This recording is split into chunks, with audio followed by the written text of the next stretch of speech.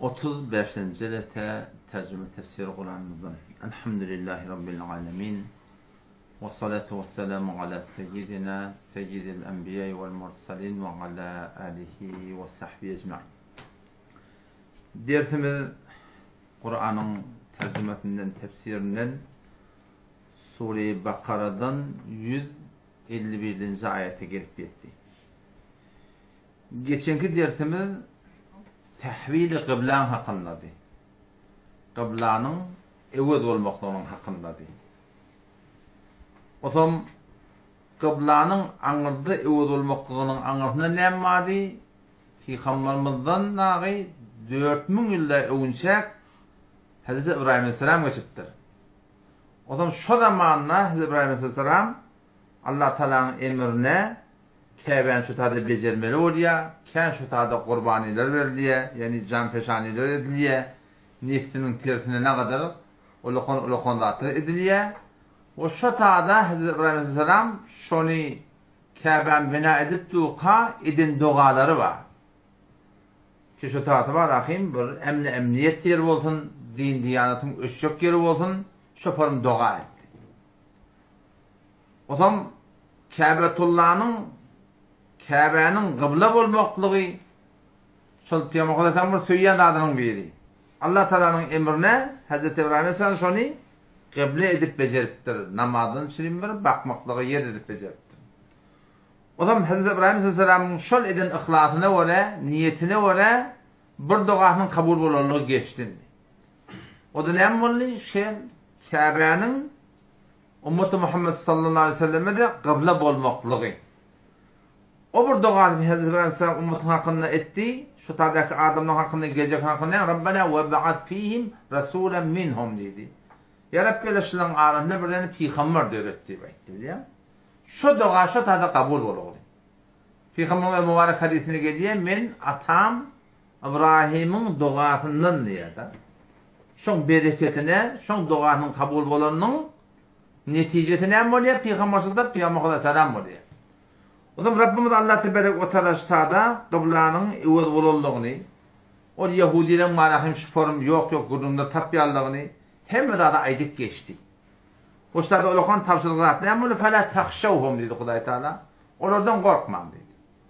Vahşavni meni Allah'tan korkun dedi. Yani seni göre hakkı oturacak olsan o yan bir yan kurun her yerde boluyan da. Teorenden korkmalı, Allah'tan korkmalı. O zaman Rabbimiz Allah Tebarek ve Teala inneşşi ikinci nığmata etti. Kema arsalna fikum rasulen minkum yetlu aleykum ayatina ve yuzekkikum ve yuallimukumul kitabe vel hikme ve yuallimukum ma lem tekunu ta'lemun. Kema arsalna hemçinani ki o kıblanın evvel olmaklığını Peygamber'in yürek İslam'ına göre Anadolu İbrahim Peygamber'in duasına göre kabul edildi. Hemçinin bu da kabul edildi. Neyme kabul edildi? Hazreti İbrahim Aleyhisselam duası ki başka bir peygamber verdin şu duasında. Yığınarak oturan, yığınarak. Bu gece inşallah gayret edin. Allah'tan netice inşallah innekefde otağı öğret edersin inşallah. Kema arsalna fikum hemçinin ki iyi verdik fikum sizin aranızda diye. Bu da bir Huday Teala'nın veren nığmatı. O neyme? Resulen minkum. Bir peygamber getirin öğrenlerinizden diye. İşte Huday Teala Resulen minkum dittir. Peygamberin öğrenlerinizden deyişinden ne belli oluyor ki bizim peygamberimiz bir beşer, bir adam şu. Başka bir zat değil yani. Şu peygambere nur deyip veren adamı da var da. Peygamberin getiren hidayetin nurluğunu kurun yok. Ama peygamberin nur mu yok? Peygamber Aleyhisselam beşer biliyor Allah. İnneme ene beşerun mislukum diyor Huday Teala'nın Kur'an'da. Ayet ten ümmetinin kimin diye yapar? Beşer diye. Oysa Peygamber nur deyip ne kadar bazen eşleyenler ki Peygamberin kelimesi yokmuştuk deyip biliyor musun? Şu da bir yerden bir ayetleyen görün şu. Şu kefin anlatında seni yok yani hayatında. Son 23 yılda Peygamber eğer gelen mi olsa, o da kelimesi gelen mi olsa, o bir rivayette, iki rivayette, yüzlerce rivayette gelmeli hatta biliyor musun? Şu da yani bir yerden bir ayetleyen görün ki Peygamberin kelimesi yokmuş diye ayetleyen abi. Şu da bir yerden bir ayetleyen görün bir. O da bir tane Peygamberin peygamberliği belli oldu. Odan Peygamber Aleyhisselam Allah Tebarek ve Teala stada 5 tane vazife veripdir. Bazen 4 diyorlar, bazen ulamalar stada Hudaydan Peygamberimize Allah'tan Peygamberine 5 vazife veripdir. Awwal nima Resulay yetlu aleykum ayatina. Kur'an'ı okuymaklık. Hamana şu Kur'an olsa, şun fakat Arabiyini okuymaklık Peygamberin bir vazifeti. Ondan sonra nima? Ve yuzekkikum diye. Terbiyet vermeklik diye. Yararlarını edep etmeklik diye. Terbiyet vermeklik diye. Ara salamaklık diye. O bir vazife nima? Ve yuallimukumul kitab. Şu Kur'an'ı açıklap öğretmeklik diye. Bir vallahi elfazını öğretmeklik. Bir vallahi yok. Şu Kur'an'ı açıklap düşündürmeli. O bir vazife nima? Dörde vel hikme. Hadis öğretmeklik diye. Beşinci vazife nima? Ve yuallimukum ma lem tekunu ta'lemun. Bilmeyen zatlarını öğretmeklik diye. Bilmeyen zatlar varmıştır. Ne kadar zatlarda şun Peygamber Aleyhisselam öğretiptir. O zaman Rabbimiz Allah Tebarek ve Teala şu ayette Peygamberimize ne tane vazife verdi? 5 tane vazife verdi. 5 tane Peygamberimizin vazifesi var. O zaman şu 5 vazifeni Peygamber Aleyhisselam öz vaktinde hemmetini edermiştir. Hemmetini tenhayı ödedermiştir. Kalamur İslami iken giyinde Müslümançılık bu Arabistan, Mekke, Medine, teorik. Hani Afrika çıkmadık İslam. İran'a çıkmadık, hani Rum'a çıkmadık. Şol ad mekanında Peygamber hem vazifelerini öğretip yerine. Ama Peygamber dünyadan gidenden sonra ümmetimizden beter giyineliye. Bir sete Afrika gidiyor. O bir sete Hindistan'a gidiyor. Bu kaptadaki İran yatı, o bir kaptadaki Irak yatı, o bir kaptadaki Rum yatı.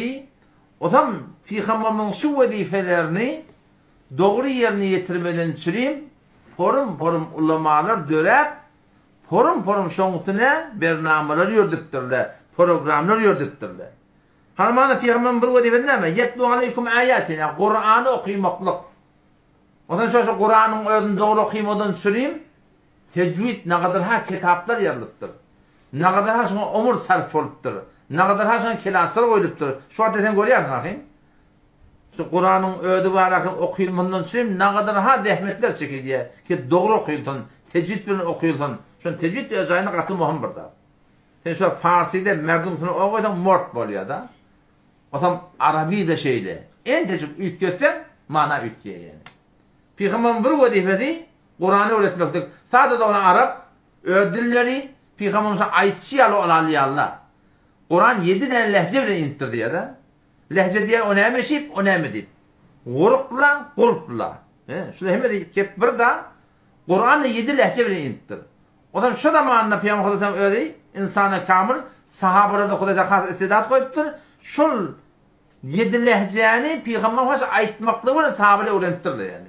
Ne kitap gerek, ne defter gerek, ne destek gerek işte olara. Şun istidat beter goğunge şu doğrultusunda alıptırlar, rahatça diye alıptırlar. Ondan sonra o bir vazifesi ve yuzekkikum. Peygamber'in terbiyet vermektir. Şolary ara salamaklık avul başın şirkten şirk bilmeyen zatlardan ta ki gelladan nilak bunun ara salamak her bir zattan, her bir tarifi ahlaktan. Ondan sonra ve yuallimukumul kitab. Tefsir açıklamaklık. Kur'an'ı açıklamaklık. Kur'an'ın tefsirini aytmaklık. Şu zamanı Peygamber'in Kur'an tefsirini aydıptır, öğreniptirler. Ama sen şu Peygamber'in tefsirini yazmadan çürüyüm, bozmadan çürüyüm, Kur'an'ın tefsirini bir inhirafat çekilmesini öne geçmeden çürüyüm, kıyışık tefsiri damasınlar, Peygamber'in aydandan başlayıp öyle damasınlar, ummata deyip bırakayım, fakat şu Kur'an tefsir etmeden çürüyüm, 25 ile 27 tane alım gerektirdiler. O da aklı yok. Peygamber'in ödülü, Arapların ödülü, Peygamber'in aytiya, sahabe'nin aydan yerine öğreniyerler. Kepte yok, bunun da yok.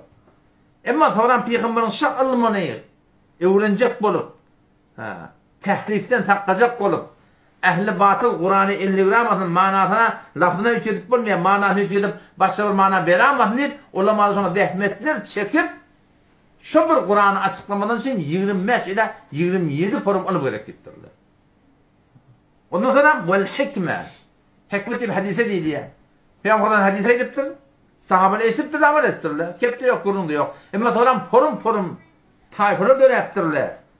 Yalandan hadis, yalanını döneptirler. yalandan hadis var, becerilir heptirler. O da şu peygamberin hadis diyen adını, sınır şu peygamberin hadisi deyip saklamadan çürüyüm, qoğrimadan çürüyüm manakayım, 160'dan ilek şert koyupturlu olamalı.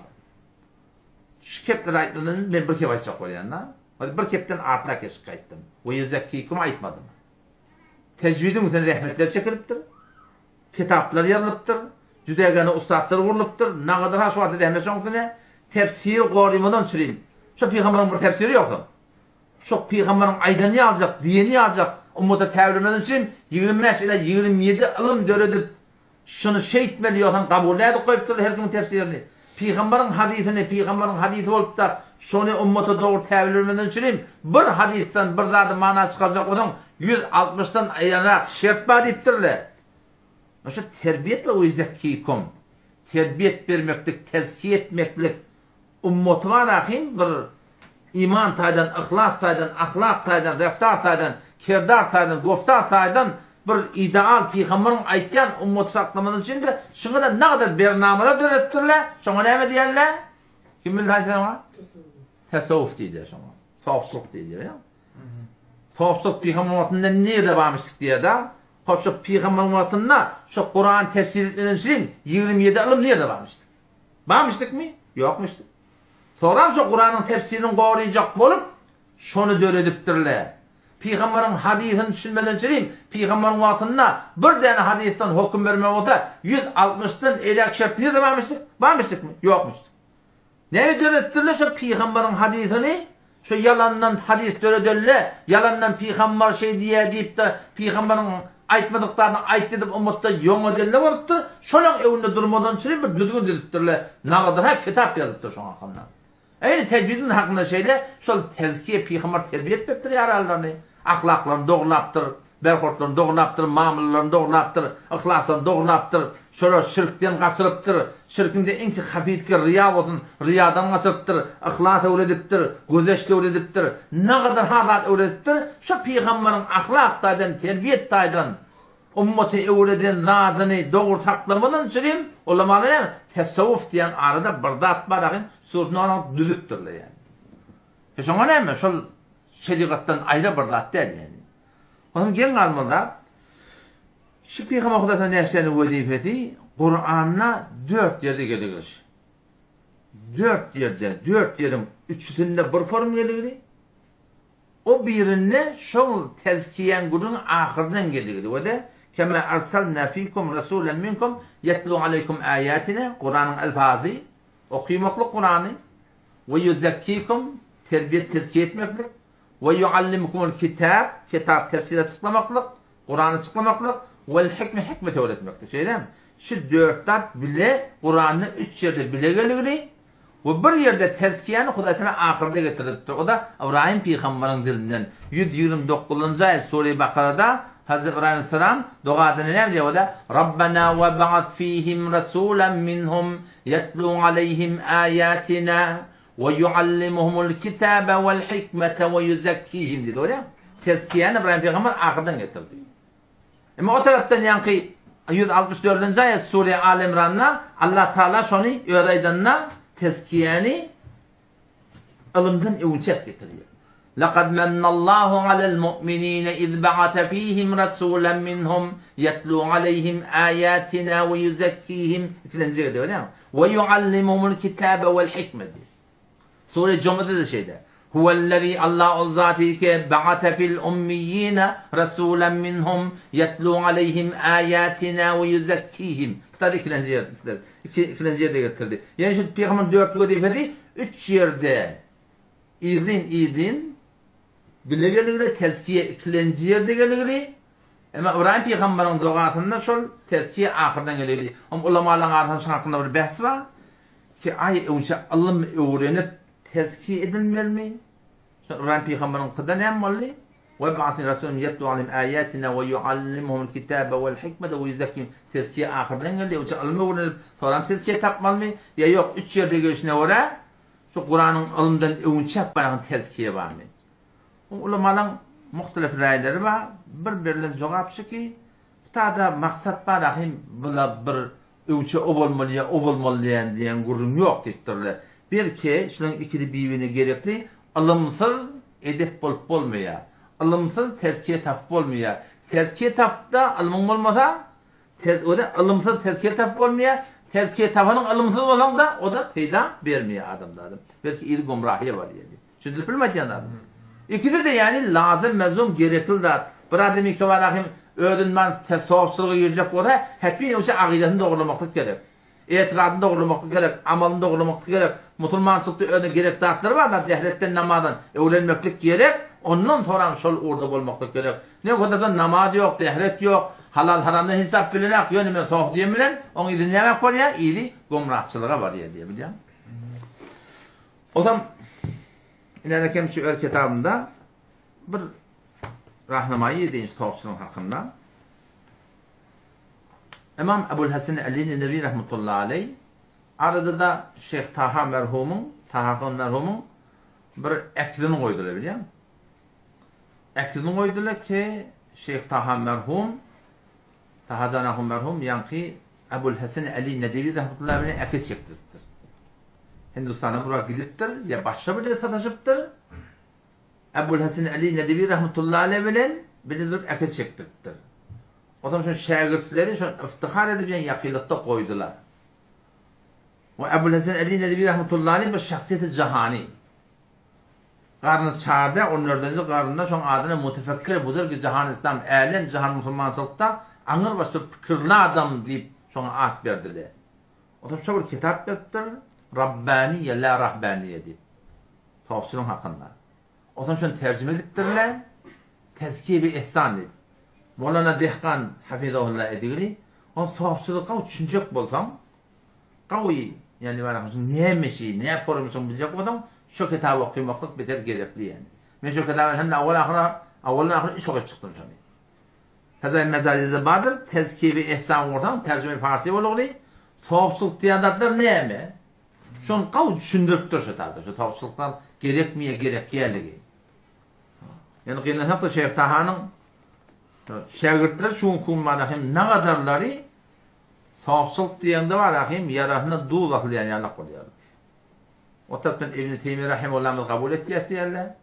İbn-i Teymiye Rahimullah'ın fetavatında 2 cilt mahsus tavsiyenin hakkında yazılıyor. Yani tavsiyenin qavsu var, teleketi var.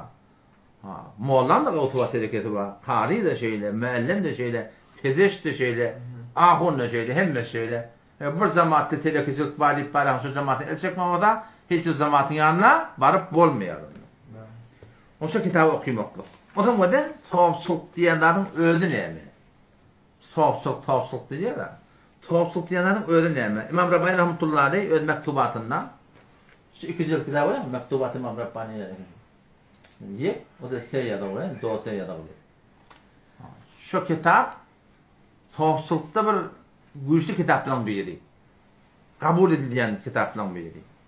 Onun için avvakı cildinde 41. mektubunda 150. seferinde tavsiyelik düşündürüyor da. Tavsiyelik ne diyor o da? Yalan anlamak var. Yalan anlamaklık var. Yalan anlayayım mı anlamayayım mı deyip de bırak dirgenmeklik var. Asıl yalan anlamadılar diyen hakkı bir duygu da var. Yalan anlamaklık diye şeriat diyor da. Yalan anlamaklık şeriat diye. O bırak vesvese anlayayım mı anlamayayım, anlayayım mı anlamayayım. Şuna ne mi diye tarikat diye. Esen yüreğe şeylerden girmediğine hakikat diye. Ve tavsiyelik diye natlanın o şu şeriatın öğüdü şu diyor. Bir zahir var, bir batın var. Zahira şeriat diye. Şu şeriatın içindeki yağdayla ne mi diye tarikat diye. Hemen şu ben gurur verdim. Şuna şeriat diye. Şu gurur vermeklikte men niyetim ihlas olup bilse, Allah razı olsun bilse, şuna tarikat diye. Şeriat ben tarikat bir ayrı bir zatte. O zahir şeriatı öğretiyenler, bu da batın tarikatı öğretiyor. Başla, o zahir şeriatı öğretiyenler, bu da batını şeriatı öğretiyor yani. Çünkü bilemezler. O da üstada tavsiyetim olan rahmetullahi aleyh, İmam Rabbani rahmetullahi aleyh, ki diye de o da, duruk be zaman naguften şeriat istiyor da. Dilim bilen ağlamaklık şeriat gittir. Ve dil nefye hatire keznemuden, yürekten öte ayırmaklık değil de tarikat hakikat istiyor. O da bir şey ağlamaklık, eğer tekellüf bilen bana tarikat, tekellüfün yok o da hakikat şeriattir da. Toramtarını yeni de getirttir. Ki sahipçılıktan bana ki maksud ez suluk tariqı sufiye. Sahipçılığı diyen suluk ba. Suluk diyenler ne mi? Zikredip bir sürü diyetler koyupturlar. Tecvidde diyetler koyupturlar değil mi? Tefsirde de diyetler koyupturlar. Hadiste de diyetler koyupturlar değil mi? Şu muallar tedbir etmeden söyleyeyim. Şu tezkiyede de şu ulema-i Rabbani anırdan suluk diye bir sürü dersler var zikretmeklikte. Şuna kalp diye, ruh diye, sır diye, hafi diye, ahva diye şurada suluk etmeklik. Şunlar bir müddet şu tarafta bir avvaldan gelen ders bilen şofam zikretmeklik diye suluk-i tariqı sufiye ne anes ki suvar ve eşkali gaybira müşahede nemayan. Gözünü yok dağıtır görünmeklik maksat değildir. Ve envarı elvanra muayene kunan form renk gözünü ölmeklik değildir. Keyin xud daxil lehul la'ib istedi. Bura bihuda burada dedi. Renk koyacak olan ilerledim. Ak renk var. Onun başı form bakın bunda başı form. Renk görmeklik yani tavsırlık gerek mi demek? Renk görmeklik tavsırlık gerek. Maksud edin seyri suluk şu tavsırlığın derslerini hakkani pirlen yanına bolup da şunu sürülmeklikten maksat ne mi? Tehsil megamı ihlas istiyor. İhlas tapmaklık diyor. Başka bir hiç de maksat yok işte diyor. Maksud edin seyri suluk tezkiye nefsi emmare istiyor ve tethiren. Öyle nefsin diye araftalamaklık diye. Şunun maşı hissat diye. Sonra diye o da tesavvuf berhilaf şeriyet merdut diye de kullun. Evvelki mektubunun avval kıliptenin 43. mektubunda 163. seferde ne diye? Tarikat ve şeriyet en yektiği gelen diye. Başta burada diyor şeriyet, tarikat, burada atşı. Seremui az muhalefet dermeyen havağınız. Kılyalık arada fark yok diyor. Bu sahipçılığı kabul etmeyek diye da. Hoş şeriat bilen tarikat, şeriat bilen sahipçılık gibi burada. Fark ecmalı tefsir et istidarlı keşf diye. Her çi muhalefet şeriyet başet merdud etsin. Her bir sahipçılığı ki şeriatı dergide merdud hatta. Kullu hakikatin haydi bir sahipçılığı ki reddetu şeriat şuna ters mi? Fahu zinde katım. Bu kule dininden çıkmak birlikte biliyor musun? Bidini kullen demek. O zaman sahipçılığın bunyadı ne mi diye biliyor musun? Vusule bin nimet ozma vabese ve ittibai seyde evveline ahirine diye. Sünnete mutabık olma sahipçılık diye hatta diye. Şundan başka bir hatta diye. Sünnete mutabık olma o da ba vücudu muhalefeti şeriat. Şeriata ters. Harami kelpiye, haramiyen şey eminlik kelpiye. Şeriata ters, hayhudik kelpiye. Yok, tatırdığı kelpiye, etiqadı harap boldur, amalı harap boldur. Eğer ki beraberim sermuy başet, eğer bilferz, ahval-ı mevacid dest dehettir da. Bu yağdaylar gelsin, halatlar gelsin. Zahiren pişer dediğin yarakta olsa, bir Allah Teala mekr deyiptir, ahir ora rüsva kâhint yaptır. Ahir rüsva derdir. Onun şu taydan maalesef çok kolyanım. Sahipçılık şeyli yani. Atamdan ömürler içtim diye bununla etip vereyim ama bu grubundan geçeydi. Ez valide buzurgvarım şeyliydim. Derdimden içtim diye. Ekser ez gruhay haftalı millet ki biz zelalet eften ve rah rasa komkardan menşan dokul der tariqı sufiye istiyorlar. 70 böyle koptur ummat. Son 72'de diye derdimden içtim diye şey. Sahipçılığı girip tavlanda atlaşırlar diye de. Ya, sahipçılığı girip tavlanda atlaşırlar diye. Adam şu taydan çok kolyanım. Sahipçılık deyilip duranlar bir şeriattan bir başka bir zatte. Sahipçılığı bet köküden neme? Şol bezahir sufiler. Şu akıllı şeyle dem neme? 40 yıl minnaval 50 yıl minnaval akıllı diyende Türkmen nasıl akın anlamar diye. Ya, ama sen şu Türkmen neme diye? Ya, akıllın ödü neme diye. Şey değil mi? Akıllın doğrusu var mı diye. Ne bir şey diye? 40 yılın içine amel ütkedi. Amel ütkedi. Kepke ütkedi, reydi ütkedi. Tavsıkta avvalla bir kavda. Berdi şum ütkediler var. Şu ütkedileri görüp küllen tavsık redediklerler var. Akıllın ne kadar bet emini var. Küllen akılçılığı torağasına tarp verirler var. İkide de hemen katı yanlış. Her gayetinden hakkı var demektik gerek. Biliyor musun? Ama çok koyayım ama bir tavsıkta gümrahi döneminin kenarı koyamın la. Kenarı koyup bozukta hatta şeriat ben teliği ikide burada. Zahir batının vurun biliyor musun? Şu atenemanı mağlusuluğa varsan var ahim helaya okuyuluyor. Şu hikayedani de okuyuyorlar var. Şervaka okuyuluyor. Şu an menes var ahim helaya okuyuluyor. Şu an menes başa var ahim sana kuduru okuyuluyor. Şundan hiç sayısının ahlaktan vurun yok. Mevl godağır yapıda tablamıdır. Gıybet etmeliler, tövmet durmalılar, ağlamalılar, niyetin doğru olmalı, ihlas olmalı, riya olmalı falan olmalı. Hiç şeylerden vurun yok. Zahir şeriat kurulma. Dehretin nempo diye, aradan nempo diye, gusul nempo diye, o nempo. Emmiş zahir kurulun. Batın kurulun ne? Batın kurulun ne? Ulamana taksim etti şunu. Soğupsuluğu veriptir. Biliyorum. Teşo İmam Gazali rahmetullahi aleyhin kimya-i saadetini okuy. Fakat dilin afetinin ödülme alakin tarikat tanışıyor. Batında kurulamalı dilin ödülünde 20 tane bela vadik etti. Yürün ödülünde falan tırap vadik etti. Biliyor musun? Onun için şüphelim şimdi. Kema arsalna fikum hemçinani ki o duanı kabul ettik. Bu duanı da Hazreti İbrahim Aleyhisselam bu duanı kabul oldu.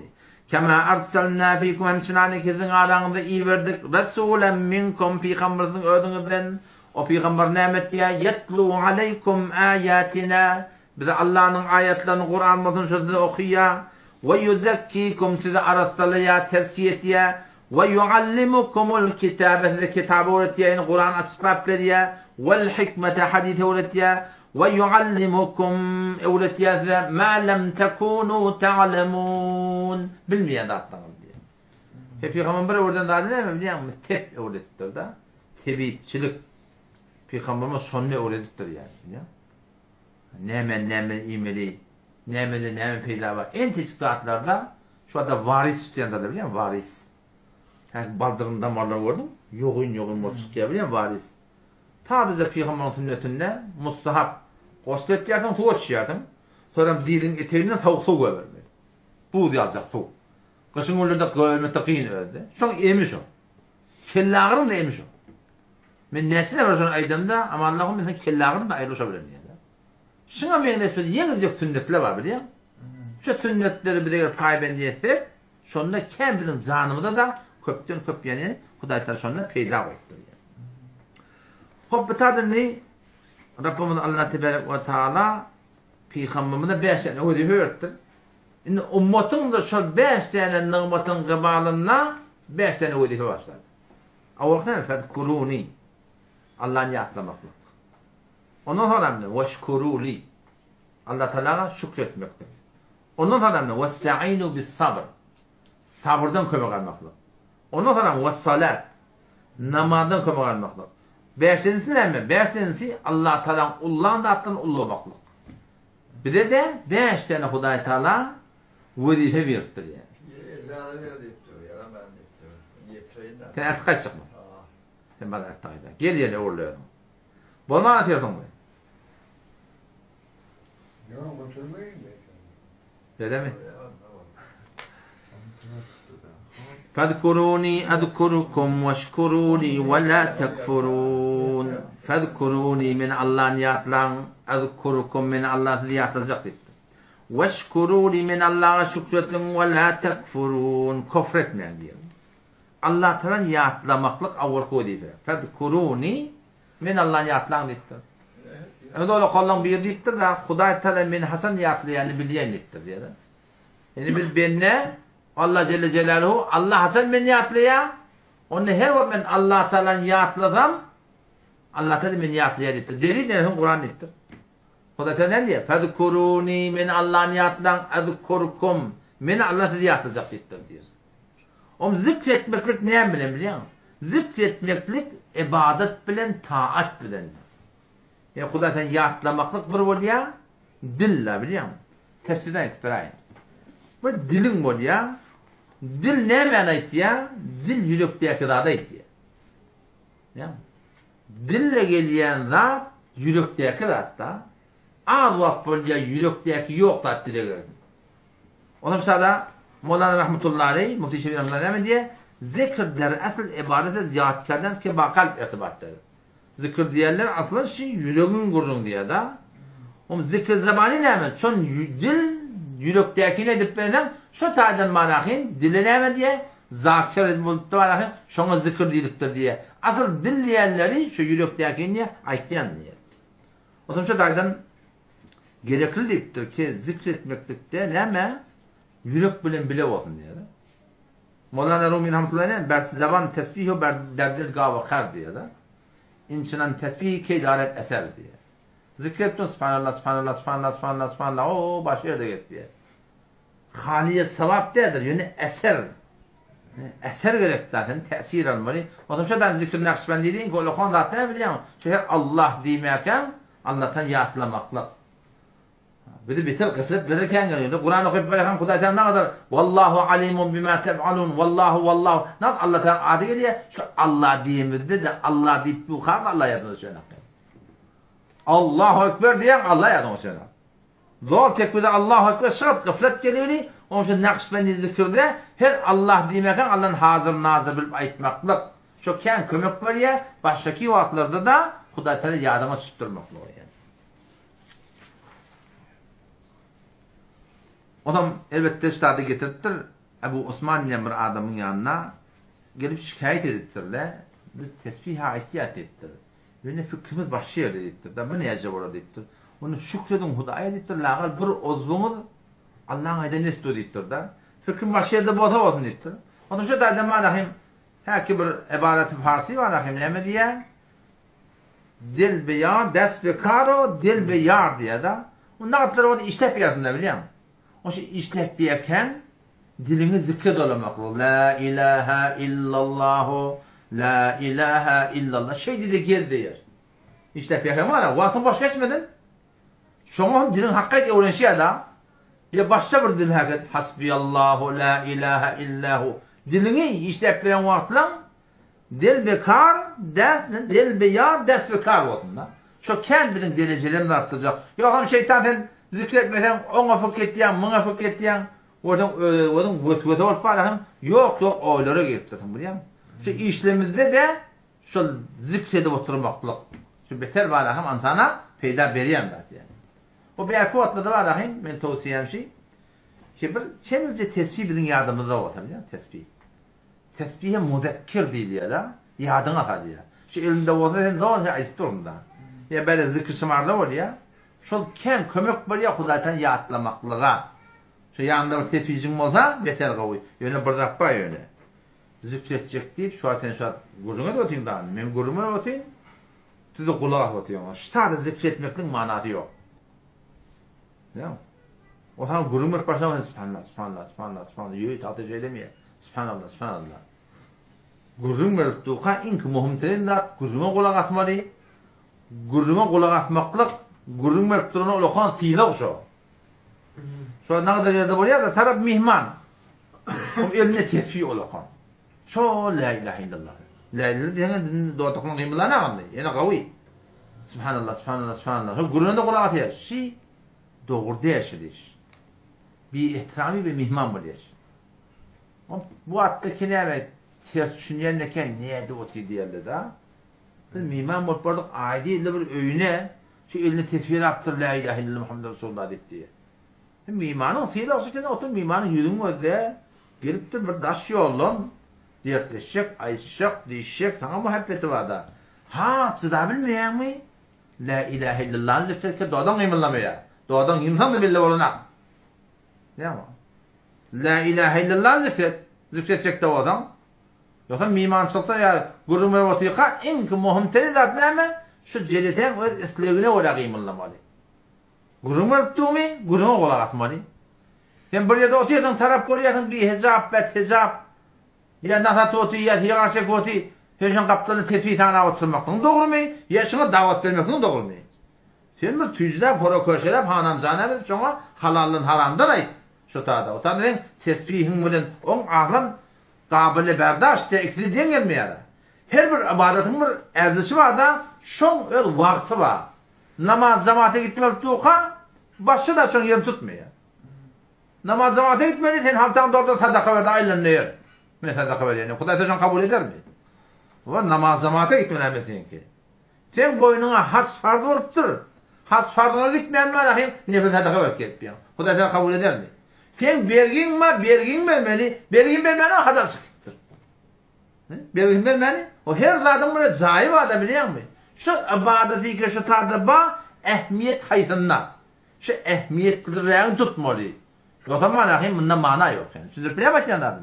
Her bir ibadetin böyle zayıf var.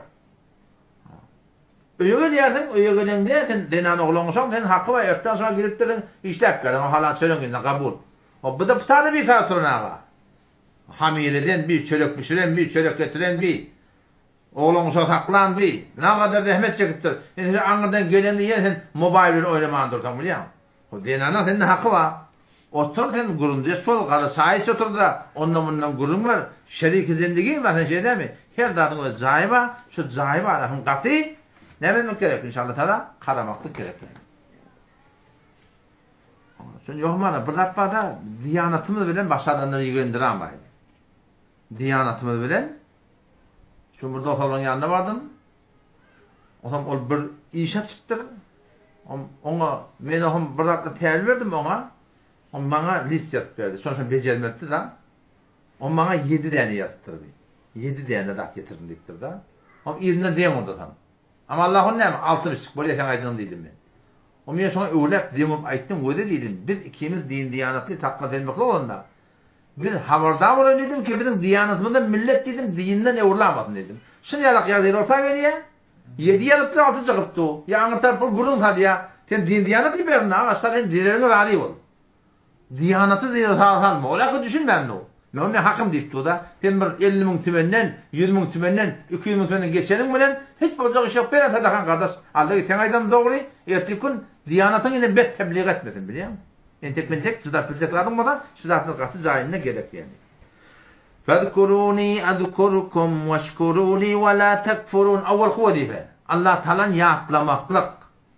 İşte da Mevlana Rahmetullahi Aleyh yeni adaylıktır. Tabi'den rivayet edilir ya. Allah'tan yaatlamak. فَمَنْ لَمْ يُتِعْهُ لَمْ يَذْكُرُهُ deyiptir da. Her kim Hudayın diyenini etmese zikretmedi deyiptir. Bu en katır salatuhu diye. Namazı kendi zikret diye. Ama Hudayı orada zikredene akıl deyiptir diyorum. Hadis getiriyor. Gen var hadis da o da. Her kim Allah Teala'nın diyenini etilip halal halal ülse, haram haram ülse, haram halal halal bedgat dünyada dirayet etse, şu Allah'ın yarattığı adam diye peygamber. Eğer sen namazlarda arda oku deyiptir. Şimdi biliyor musun adam? Bir adam mı? Ne demek ki Allah Teala'nın diyenine ola. Sünnete mutabık yaşak etip hecabı zayinna, takkalı zayinna, halal haram zayinna, bedgat sünneti zayinna. Kendi tesbih etme hadi kendi namaz okuyayım hadi. Şunu adam Allah Teala'nın nimet diye zikredip veren adam şu diye. Ve kizi gibi ahkam okuda muhalefet verzi. Şeriatı terk yaşak etmiyor. Atı günemen yaşak etmiyor. Ol Allah Teala'nın yardımından çıkan adam. Egerçi bir zahir namaz ve ruzu ve tesbihatı faravan başın diyor. Ne kadar namaz okuyuptur. Arazıptur yani atı günemen yaşak etmiyor. Güne etmeyen yok ki. Her kimde hata oluyor. Rabbimiz Allah'ta innallahu yuhibbut tevvabin. Allah'ta tövbe edenler gavur yani dedi biliyor musun? O her insanda bolyan da hata. Ama şiki günah bilen attı yaşamaklık. Yani bizim zindagimizde günah kebire attı olsun.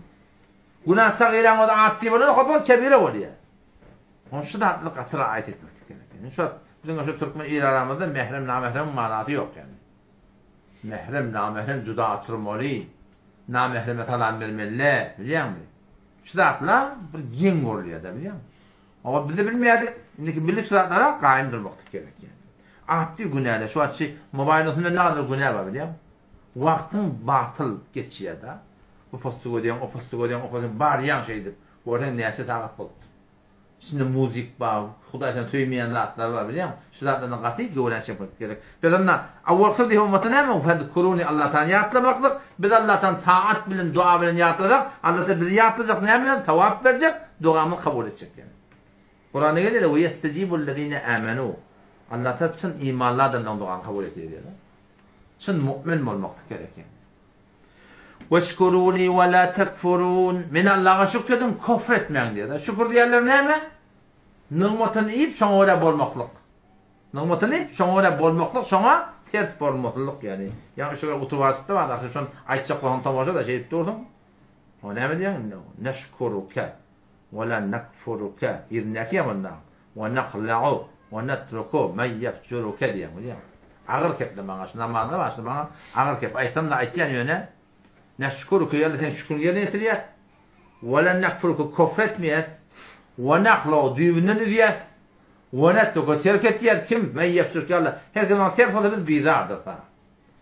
Ona bu adam bana Ertuğrul filmi ceptirle, Osman Bey filmi ceptirle, şola İslam'a uğradı. O içinde eşka aşıgılar var öyle. Partikasını gördüm. Ortam varahim, kucaklap da yakaptım lakin. İslam'a uğradı yaşılar. Yani onun içinde müziklerden başlayabiliyor biliyor musun? Şu da atladan gevren çekmeli yani. Doğrusu müzik haram demin ne tane. Şakıdanmam onu yani.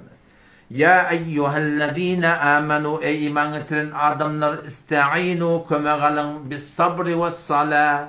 Sabırdan kömek alın, namazdan kömek alın.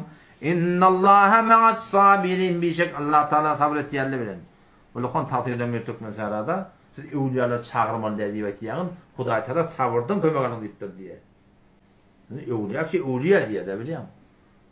Ey sabrağı deyip çağırma olacak da. Türkmen yolun haliyle sabır deyip bir ben hem dayan. Şunu çağırmalı olacağım ha. Sabırdan kömek alın. Ecib. Ne tefsir ettiği de Huday Teala diye namazdan kömek alın, sabırdan kömek alın. Böyle taat, ibadet, evliyalardan kömek alın neymeyi vardı diye. Evliyalar ki senin yanında olsa hi. Yanında varsan dua ettirsen. Bunda yok. Yok evliya sen nece kömek almalı. İsta'inu bis sabri kömek alın. Ne böyle kömek almalı? Hem işlemizde. Ne böyle bis sabır diye. Sabırdan kömek almalı. İsta'inu fakat bana fil cihat demektir Huday Teala biliyor musun? İsta'inu fil tebliğ demektir. Tebliğde kömek alın. Yok kömek alın hem işlemizde. Ne böyle sabır. Sabırdan kömek almalı. Sabır olacak olsa neyse de gerek yoktan manakım sabır olmuyor.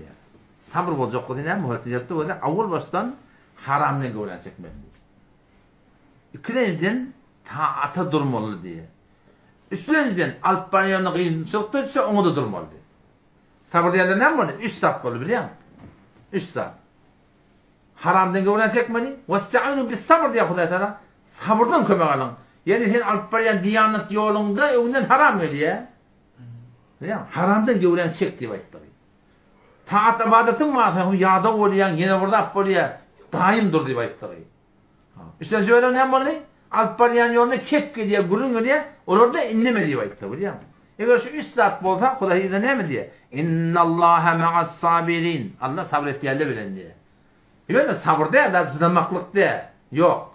Hem haramdan gören çekmeli, hem taat ibadetine kaim durmalı, hem alpanyonun kıyımçılık düşse ne bilmeli? Şuna da rahat ve radî olmalı yani. Şunu burada bolya anlat yani. Huday da öyle haber verdi şunu. Ya eyyuhellezine amenu ey iman getiren adamlar ista'inu kömek alın bis sabrı sabırdan ve salat namazdan kömek almalı. Namazdan ne yapalım kömek almalı? Peygamber hadisinde ne diyor? İza hazabehu emrun feza'a ile salat. Her bir kıyımçılık düşende namaza varar diyor Peygamber. Sen namaza vardın Allah'ın rahmetine yüklendin zaten. Hutbukat hem de hel oluyorsun. Önce namaza varmalı. Yani algın var, birgin var, işin var, milletçilik var. Haydi bir kıyımçılık var biliyor musun? Önce namaza varmalı, ona esbab tutunuver. Zemur kard verdi. Ona ait, bana ait, böyle hiç ayıbı yok. Yani önce ne mi? Önce defekin kaftan kalkmak gerek. Ya eyyuhellezine amenu ey iman getiren adamlar ista'inu kömek alın. Bis sabri ve salah namaz sabırdan ve namazdan. Sabır ne mi? 3. vazife. Ve salatı 4. vazife. Ama ne olacak? İnnallâhe me'as sabirin bişek Allah Teala sabreti yerle bilen. Hatta şu yolla canın da çıkardın diyor. Ve la tekulu aytman limen yuqtalu fi sebilillah. Allah'ın yolunu öldürülen adamlar var. Şolara aytman emvat ölü aytman diyor da. Memuri ölü ola diye. Bel ahya'un belki ola diri. وَلَكِنْ لَا تَشْعُرُونَ siz onu anlamayağınız diyor. Gururumuzda da olur edeyim. Gururumuzda o da çekmedin. İndiki cihaz Allah'tan nimetli gururumuzda da maşallah Allah'tan ömür verdi. Ama şu ayetin üstüne bizim şu tada kıyılan tapta doğru düşünmeyen Kur'an'ı öz cüzünün tefsir ettiği yerle şu ayetten o tabi 169. 170. ayette Sure alemlerine en şıngımıyla şey diye evliyalar çağırtan moliye değil. Şu ayetin istilah etkisi ediyor biliyor musun? Kim ayettir? Ödünün ayettir. Yani ödünden tefsir etti ya da. وَبْتَوْ اِهْلِ vesile deyiptir diye. Vesile tutun deyiptir. Yani vesile ne adam? 1400 Kur'an tefsiri vardır. Hiç kim şunu evliyalar çağırmalı değil mi yaptır? Tefsir eden daha yok. Aslında bir tefsirde de yok. Ödümün eliflan falan oluyor. Tefsir hasıl oluyor. Bardak oluyor. Ödünden yoruyor. Ödünden hüküm veriyor. Tefsirlerde yok. Peygamberden herkese oluyor mu? Yok peygamberden ne kadar. Peygamberden haber yok. Haberden ne çok az. Salavat-ı verende o ruhin haber oluyor deyip duruyor. Yok salavat-ı veremede peygamberimize yetiriliyor. Peygamber bizden haber yok. Peygamber Hazretleri diye kabrin yakınlığından bana salam verdim. Salavat-ı ben ölmek isteyen daştan bana eşittir diye deyipti. Bizden onun haberi yok. Onlar aslında vasıta etip olmuyor. Yok. Diye bir Hudaya sığınmalı. Nihayet aytacak olan ya Allah Resulullah'ın hurmatına. Şehitliğin hurmatına. Peygamberliğin hurmatına ben hazırdım bitir. Şey diyenin ayıbı yok. Ama Peygamber biz sağırıydı. Peygamber bizden haberi yok akıyım. Vasıta etmek yani. Şapar vesile bu hurmat etme oluyor. Cezakumullah. Selamun aleyküm. Allah kabul inşallah.